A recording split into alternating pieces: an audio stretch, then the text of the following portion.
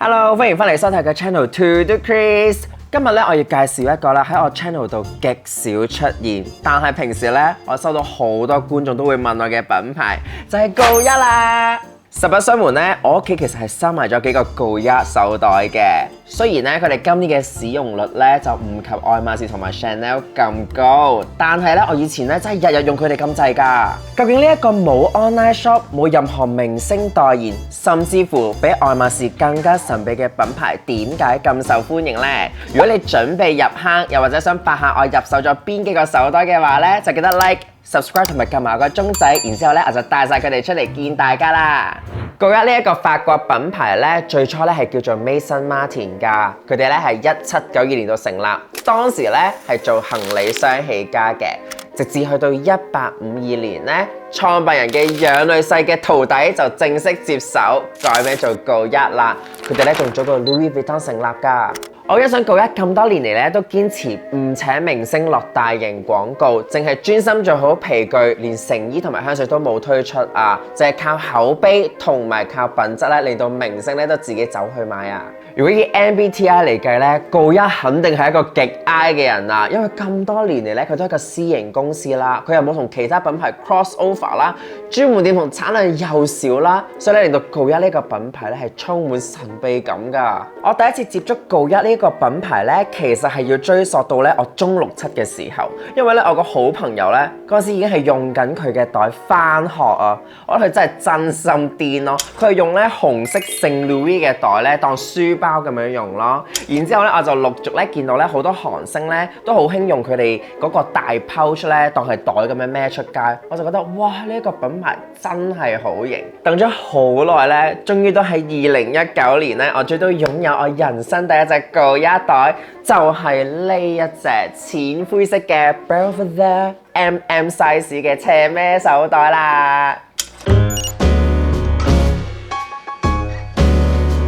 呢一個袋咧，其實係當年 Anson 送俾我嘅生日禮物嚟嘅。佢咧，我覺得係經典款中嘅經典，因為我覺得咧20年後咧呢個袋出嚟咧都一定唔會過時嘅，因為咧其實佢就係好 classic 嘅一個郵差包款啦。咁但係咧，我覺得咧佢最特別咧，其實你會見到佢條帶咧係包埋成個袋㗎。我覺得咧係為呢一個幾簡單幾經典嘅設計咧多翻啲睇頭同埋設計元素嘅。呢一個袋封嘅開合咧係超級方便㗎，佢咧就係靠呢一條中間帶咧攝住嘅啫。咁你開嘅時候咧就咁樣打開就得㗎啦，而且咧佢嘅容量咧係超大㗎，最緊要咧係成個袋身咧係超輕啦，同埋咧呢一隻灰色咧，我覺得好似愛馬仕嘅石器灰啊，佢最特別咧係加埋個車白線咧，真係極度易襯，所以咧當年咧我真係日日孭佢咁滯㗎。咁個袋嘅內裡咧，你會見到咧係用一個好 sharp 嘅黃色嘅，咁呢個咧其實係GO1咧襯袋嗰隻黃色嚟嘅，但係咧佢個布咧就用一個薄身少少好似絹布咁樣嘅，咁然之後咧除咗中間有一個大咕窿之外咧，你會見到咧佢會有一個 back pocket 啦，前面咧就會有多2個小 pocket 仔咁俾你攝下紙巾嗰啲嘅，咁所以咧呢一個袋係極度實用嘅。背面咧都仲會有呢一個，咁平時咧如果我閂埋咗個袋，我個電話咧我就會就咁攝喺呢一個位，咁我攞嘅時候咧就超級方便，同埋唔需要驚會唔見電話啦。不過咧大家咧都可以認真睇下咧，我呢一個袋咧經歷咗5年俾我摧殘嘅歲月痕跡嘅。不過咧其實係我自己好衰嘅，我又冇好好保存佢啦，我又冇加內袋啦，咁所以咧你會見到呢個 shape 咧其實已經變咗形㗎啦，同埋咧皮嘅部分咧，你會見到咧係好多折痕啦。呢一條開合嘅呢一條帶咧，你會見到咧亂公蝦米咁樣噶啦。所以咧，除咗係我自己個人不當之外咧，我覺得係本身個袋型咧係比較難 keep 啊。所以咧，如果你用呢一個袋嘅話咧，一定要加個內撐喺裡面咯。咁呢一個袋咧，當時咧 Anson 咧係託我一個空姐嘅好朋友咧，俾呢個 surprise 我嘅。咁佢嗰陣時賣嘅時候咧係2170歐羅嘅。咁圍到港紙，我諗係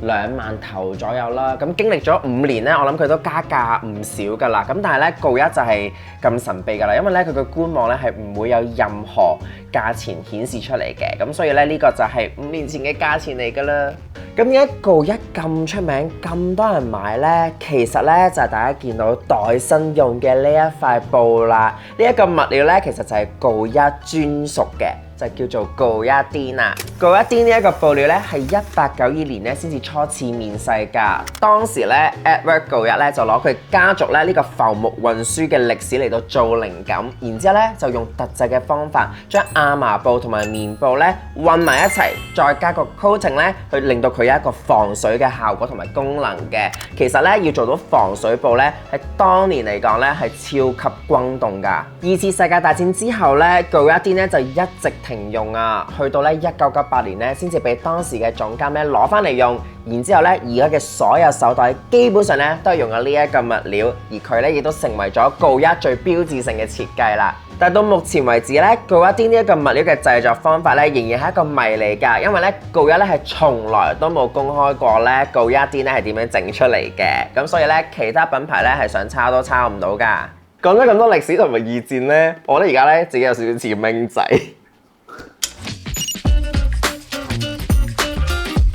第二個要介紹嘅袋咧就係呢一個 Catfred PM Camera Bag 啦，我覺得呢個袋真係好有型，因為咧無論你係識唔識着衫嘅男士都好咧，我覺得都可以好輕易咁 carry 到呢一個袋啊，因為咧其實佢嘅設計咧就係咁簡單、咁乾淨利落㗎啦。其實佢咧就好似一個大少少嘅筆袋咁樣咯，加埋咧佢有告一呢個咁 signature 嘅 pattern 咧，其實係令到咁簡單嘅設計咧升華咗好多啊！我呢一隻咧就係全黑色啦，但係咧你會見到咧前面咧會有呢一個咧綠白色嘅特別 pattern 嘅。其實咧，如果你買完告一嘅話咧，你都可以咧加你自己中意嘅英文字同埋指定嘅圖案㗎，加錢咧就得㗎啦。另外咧，我仲特登問朋友借咗佢嘅白色，同大家咧做一個比較嘅。咁其實我覺得咧細袋大家真係可以揀啲再 sharp 啲、再 colourful 啲嘅顏色嘅。咁白色咧屬於偏淺色咧，我都覺得咧好靚嘅，因為咧其實佢主體係白色啦，但係你會見到咧佢告一嗰個紋咧係有啲淺啊、有啲深嘅灰色㗎，撞出嚟咧其實咧成個袋係好靚、好 sharp 嘅。咁即使係你全身着黑色 look 都好咧，你枕有一個細細地嘅白色斜孭袋咧，成個 look 已經 bright up 晒㗎啦。其實以前咧就真係淨係得黑色嘅啫，咁但係咧到1998年一個總監上任之後咧，佢就一次過推出咗11隻恆常嘅顏色，咁再加埋咧而家咧有啲 seasonal 嘅限定色啦，有啲係粉紅色啦，有一啲係再特別啲嘅，譬如話銀色啊或者金色咁樣啦。咁但係咧我自己咧其實咧都想入手多一隻呢一個袋款，因為佢真係好好用啦，我就好想要多一隻鮮黃色或者係鮮綠色嘅，因為我覺得咧應該會深麻啲咧，會好襯啲嘅。其實我第一次深眼呢一個袋款咧，係我以前追咧一個 BL 嘅泰劇咧，叫做 Theory of Love 啦。裡面咧個男主角叫阿 Off 咧，佢就係孭住呢一個袋，我即刻眼前一亮啊！跟住咧到我拎上手嘅時候咧，真係冇失望咯，因為咧佢真係極易襯啦。我覺得係短 T 短褲又得啦。但係咧，如果係佢官方網站咧，佢個男 model 咧都係着住套西裝，再襯呢個斜孭袋都 OK， 所以咧佢真係百搭之選。佢雖然細，但係佢真係好好裝。大家咧會見到咧，佢嘅正面咧已經係有呢一個小 pocket 㗎啦，開出嚟咧中間咧就係一個大咕窿嚟嘅，因為咧佢夠收長咧，其實長銀包咧都絕對放得入嘅。咁長銀包啊、電話啊，跟住尿袋啊，塞落去咧都絕對冇問題嘅。當時買呢個袋咧就係1萬中鬆啲啦，咁然之後而家香港咧就應該係賣緊18,000蚊左右嘅。我覺得咧未到2萬蚊嘅話咧都幾值得入手呢一個袋款嘅。第三個要介紹嘅咧就係呢一個 Muse Vanity Case 啦。其實咧呢一個袋型咧真係好特別，係我唯一一個啊！因為咧我咁耐以嚟我都冇入手 Chanel 嘅 Vanity Case， 就因為我已經有一個咁靚嘅告一手拎化妝袋啦。呢一個袋咧本身咧係唔包斜孭帶嘅，就咁手拎嘅啫。咁但係咧你係可以另外配一條 strap 嘅，咁所以咧梗係有配到噔噔就係呢條啦。咁咧。其實我覺得咧，呢一個袋斜孭嘅話咧，成個 feel 咧係好 Q 啊！每一次孭起佢咧，我就會好開心啊，因為咧個 feel 係好似我就嚟要去野餐嗰個感覺咧，所以咧我每次用佢咧都好開心、好興奮嘅。咁呢個咧就係個斜孭帶完成咗嗰個 look 啦。可能咧，我諗坊間咧真係比較少見有人用GoYard嘅呢一款 Vanity Case 啊。我每次孭佢出街咧，都真係有人讚我㗎。咁大家咧會見到我呢一個 Vanity Case 咧係黑色身啦，但係咧個皮位咧係用咗啡色皮位，所以咧其實成個外形咧係會突出啲嘅。咁你見到個手抽位雖然比較細，唔係好方便拎啦，咁但係咧佢呢個皮位係做得好靚嘅，仲要係車白線啦。高卡拉加白線真係冇得彈，咁然之後咧，你哋會見到咧嗰個拉鏈位咧就係一般化妝袋嗰個型啦，就喺中間呢度咧有個打橫嘅開口位啦，咁然之後咧佢個袋咧下面咧都有4粒釘釘咧做翻個腳咧，咁可以個底冇咁容易花嘅。咁打開咗佢之後咧係有好特別嘅GoYard鏡㗎，呢個好靚啊！但係咧有陣時咧開下咧佢係會跌咗落嚟嘅。係啦，咁但係咧呢個GoYard鏡我就冇用過啦，但係咧用嚟珍藏咧不得之了啦。咁佢呢一個皮位咧都做得好靚好細緻嘅。然之後個袋身咧你會見到咧中間個大咕窿啦，然之後咧後面咧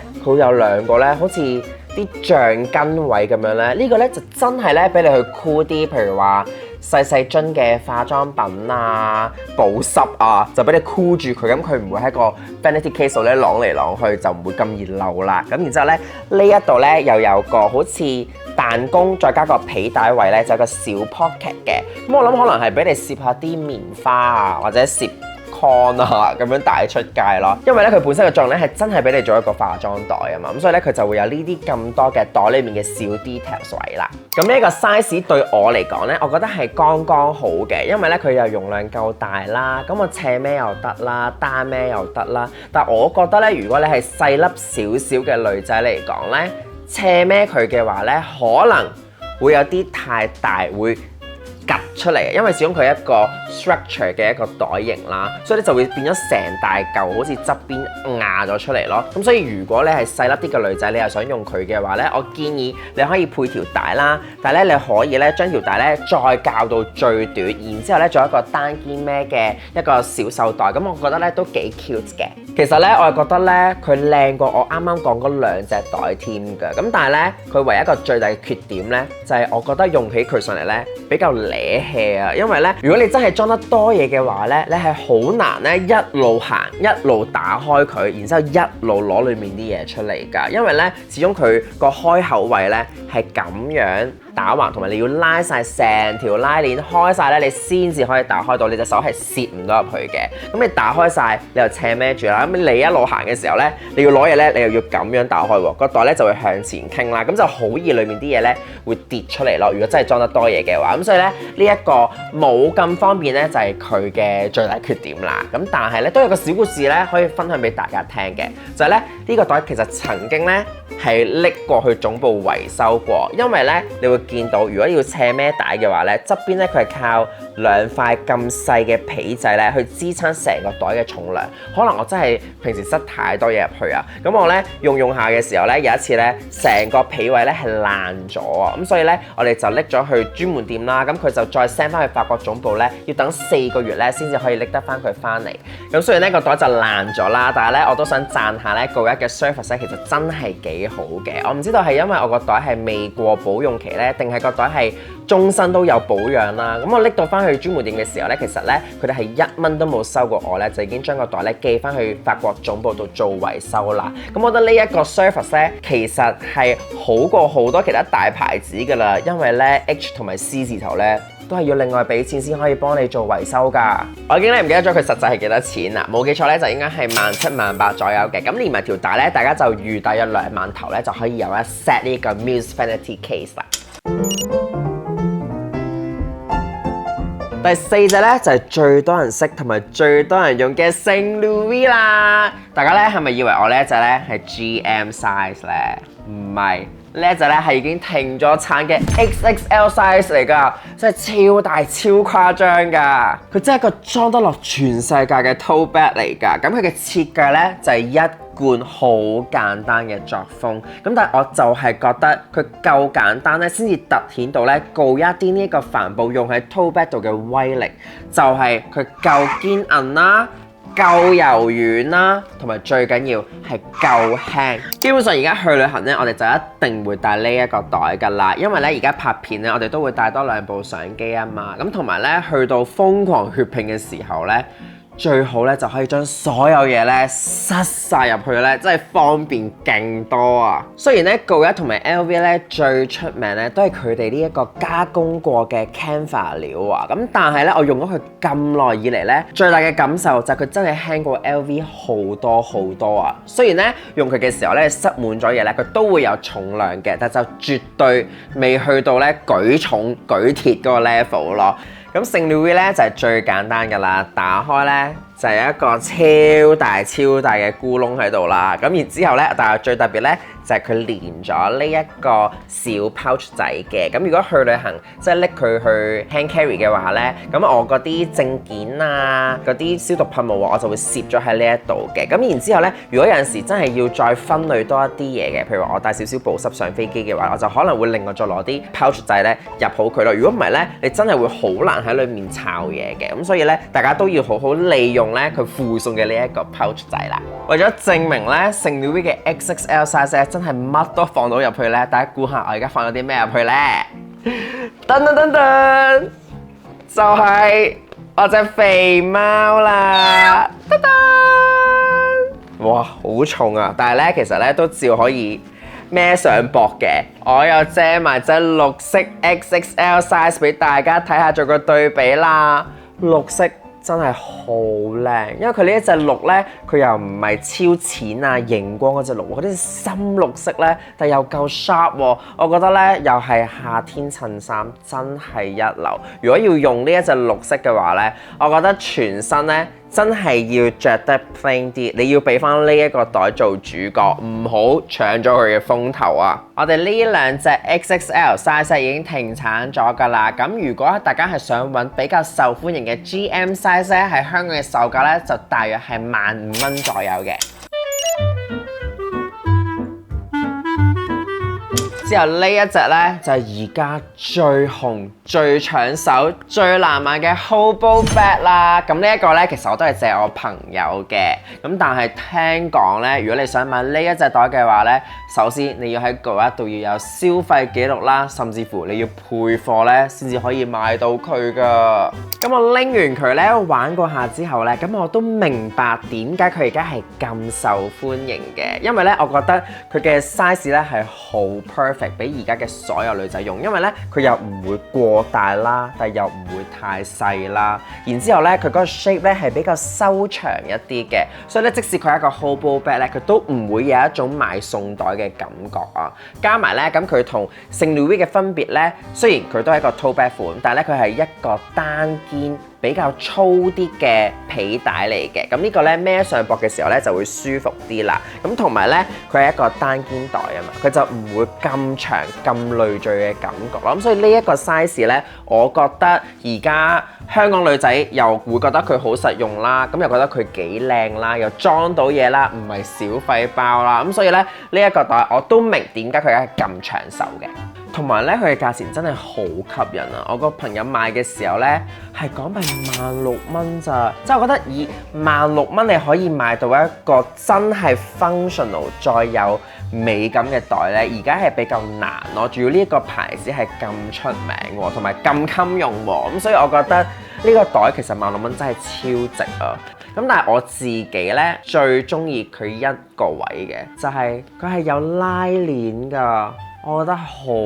好啊！呢一個設計係極度有安全感咯，因為咧有拉鏈咧，如果 tote bag 嘅話咧，有陣時你搭車咧，你唔可以平放噶嘛，啲嘢咧會跣晒、瀡晒出嚟噶嘛。咁啊有拉鏈位咧，你去歐洲啊都唔使驚人偷嘢啦。我朋友呢一隻咧係深藍色嚟嘅，我覺得呢個 navy 咧都係極易襯之選。如果你唔想揀黑色嫌太悶嘅話咧，深藍色咧都係好好襯嘅。咁然之後咧，我哋一齊嚟打開佢先。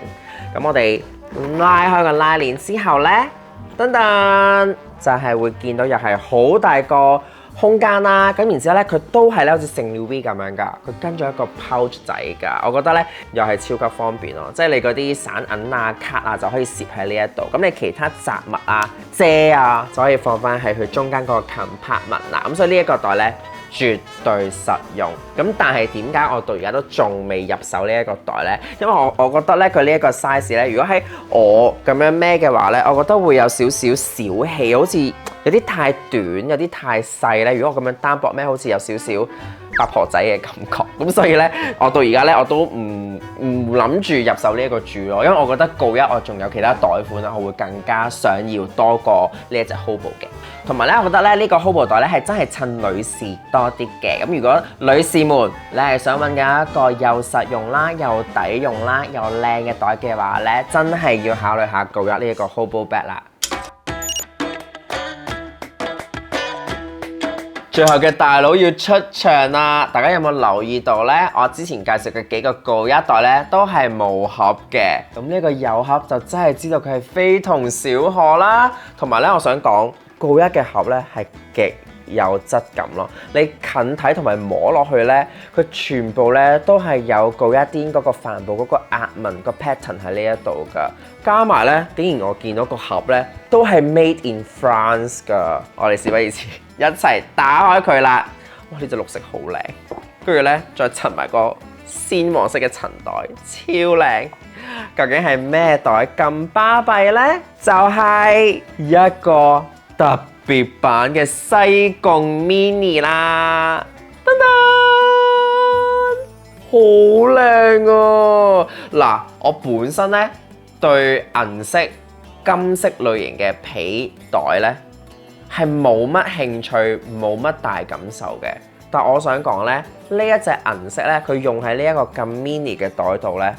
我覺得真係好靚。即係我覺得佢係偏女仔啲嘅，但我覺得我拎起佢襯啲誇張啲 CDG 嘅衫咧，我都覺得 handle 到啊，因為佢真係其實佢唔係淨係可愛咯，佢係有型咯，因為佢呢一個深木色嘅木柄，呢一個特別版先至有㗎，同埋咧佢呢一個銀色咧。你哋會見到佢呢一個都係好似普通告一癲個 pattern 啦，佢特別咧呢度咧係會有一個深藍色再加一個白色嘅油嘅一個 pattern 喺度噶，好特別啊！成個袋都果然係大佬級數嘅手袋啊！咁以告一嘅手挽袋款嚟講咧，我覺得西貢呢一個袋款咧係真係佢比較特別同埋經典嘅款式嚟嘅，因為咧其實佢嘅原型佢嘅第一代咧。係1930年代咧，告一特登為咗一個住喺越南嘅法國客戶咧特別訂製㗎，咁所以咧佢係好特別嘅，因為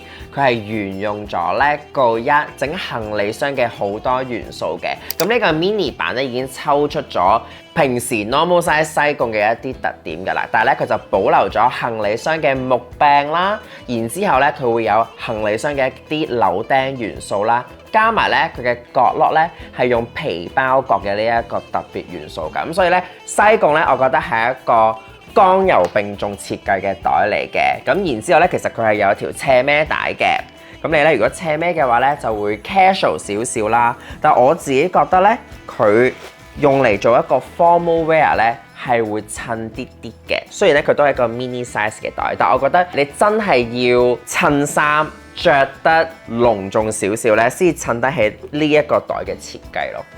咁咧佢就附送咗咧，都係呢一個銀色嘅皮帶嚟嘅。咁咧研究咗一陣，原來咧佢穿過去嘅方法咧，就係喺個木柄下面嘅呢個窿窿位咧，穿過去條帶咧，咁就得㗎啦。咁究竟呢一個迷你嘅西貢袋裏面裝唔裝到嘢嘅咧？我哋一齊打開佢睇下先。中間咧都係一個好大嘅 compartment 嚟嘅。同埋咧，咦？我見到咧最特別咧係佢裡面咧都係包皮㗎，佢唔係咧好似之前嗰啲袋咁樣咧，係就咁用帆布做個內裡咯。佢裡面都係皮嚟㗎，唔怪之得咧，佢係一個特別貴重嘅手袋啦。咁但係咧裡面咧其實個空間都好大㗎，即使係你要裝啲粉餅啊、唇膏啊、銀包啊，都全部裝得入咯。西貢呢一個 mini bag 咧。佢唔係淨係裝可愛咯，佢係真係實用嘅喎，所以咧唔錯嘅選擇嚟嘅。咁告一普遍用到告一癲帆布嘅袋款咧，多數都係萬零2萬蚊咧就有交易㗎啦。咁但係西貢 mini 嘅呢個袋款咧係特別矜貴嘅，我朋友嗰陣時買咧係要31,800蚊㗎。不過咧佢呢一個係特別限量色嚟㗎嘛，銀色嚟嘅，加埋咧我覺得拎完咧佢嗰啲手工啊〜嗰啲設計啊、細節位咧，我覺得係值回票價嘅。即使係31,800，我都覺得係合理嘅。又到咗投票時間啦！以上咁多個袋款，你最中意邊一個呢？留言話個 number 俾我知啊！我自己咧就最中意唔係屬於我嘅 mini 西貢袋款啊，因為咧呢一個本身我淨係睇相咧，我真係好冇感㗎。但係咧當一拎上手襯埋衫之後咧，哇！我覺得呢一個咧好似藝術品咁樣咯，同埋始終咧銀色係我而家 collection 咧冇嘅顏色咯，所以我覺得呢一個如果喺我嘅 collection 裏邊咧，一定會係一個好特別嘅存在啦。咁但係咧之後我就要還翻俾我朋友噶啦。希望大家都中意我今次嘅購一合集啦。其實咧有冇其他品牌咧，你哋都好想我詳細咁樣去介紹嘅咧，都可以話俾我知噶。最緊要就係 follow 埋我 IG 啊！我哋下一條片再見啦，拜拜。